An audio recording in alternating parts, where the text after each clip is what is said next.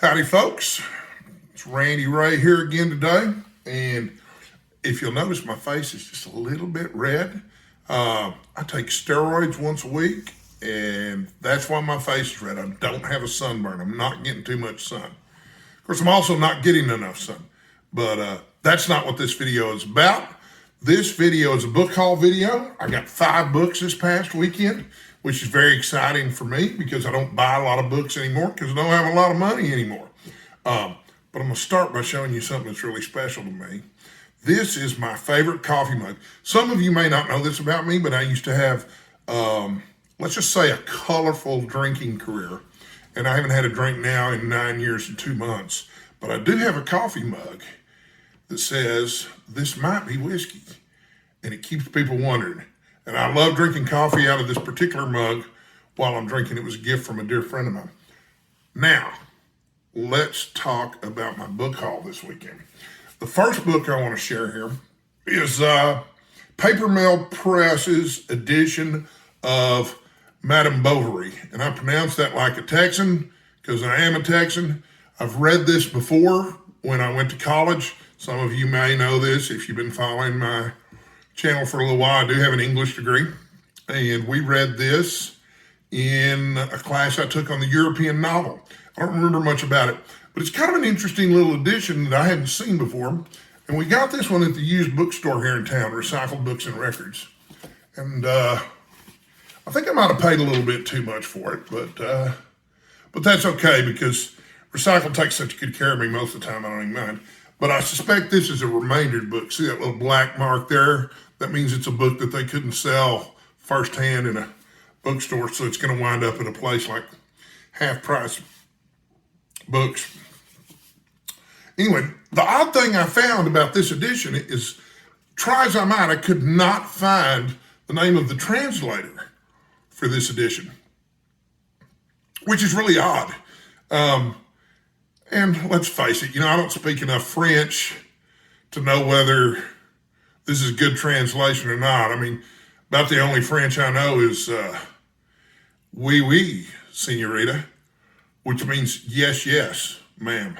So anyway, I did some searching on Google and I did find out who the translator was. This is a legit translation, near as I can tell, because this is the translation that is featured in the Norton Critical Edition for Madame Bovary. So it's good stuff. So that is book number 1 of my weekend book haul. And the other 4 books were bought with a strategy or a plan of sorts. Steve Donoghue, who reads 1,500 books a year and reads almost everything in whatever list of genres that he's fond of, is well known for his Best Books of the Year series. And on Steve Donoghue's website at stevedonoghue.com, he's listed the 10 best books of 2022 in a category called science fiction and fantasy. And I'm a science fiction and fantasy fan, but for the most part, I couldn't tell you the names of any science fiction and fantasy authors who are particularly current. Maybe that guy who wrote Old Man's War, John Scalzi. That's probably the most modern science fiction writer that I know the name of.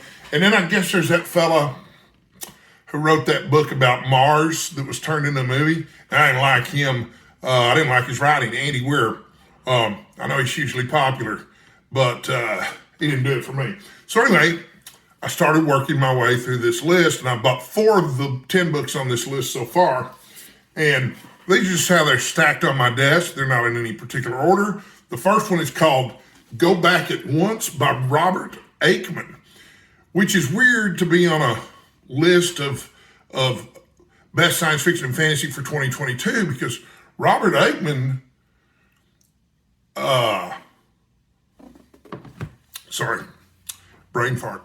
So Robert Aickman, I remember him because my mom had a couple of collections of his short stories that were obviously much older. So when I think of Robert Aickman, I'm thinking of his contemporaries as being people like Robert Bloch and H.P. Lovecraft, that same kind of weird tale stuff. He's not even Thomas Ligotti, who publishes rarely now, and frankly has probably seen his heyday. Who knows, though? Some authors, they come out with a work in their 70s. It's really terrific.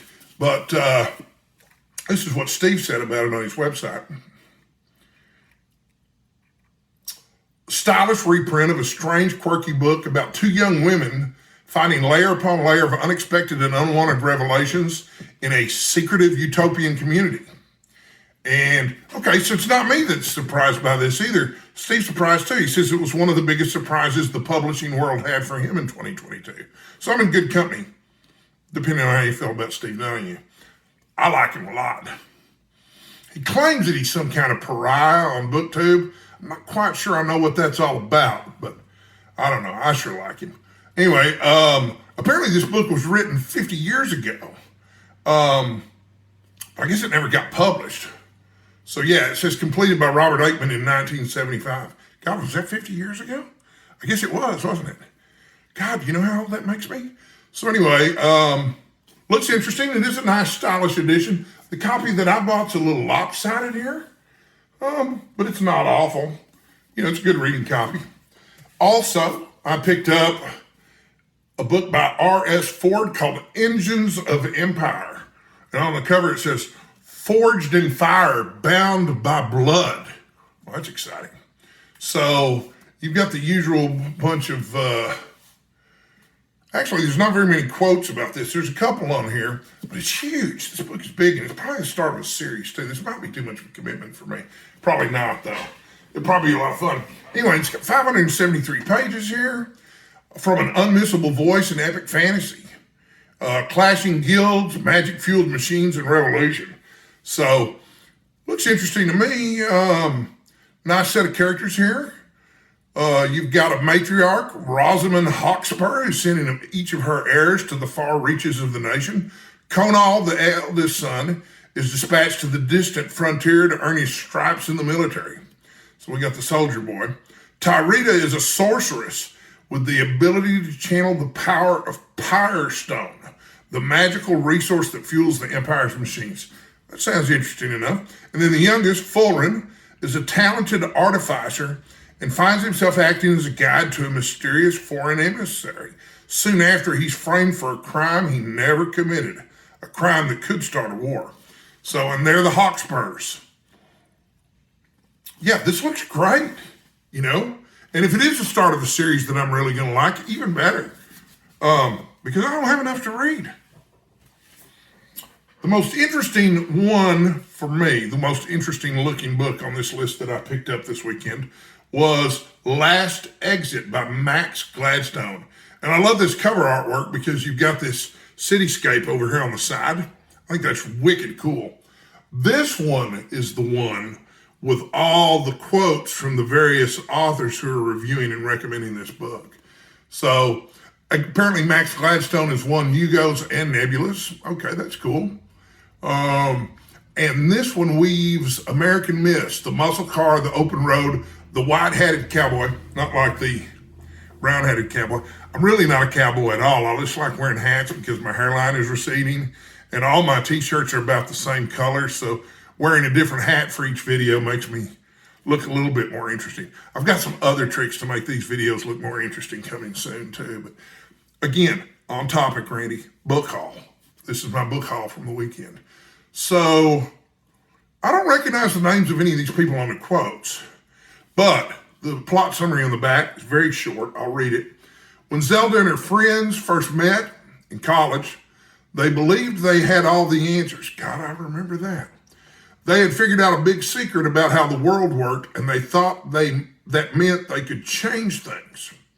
They failed. I can relate to that too. One of their own fell to darkness and rot.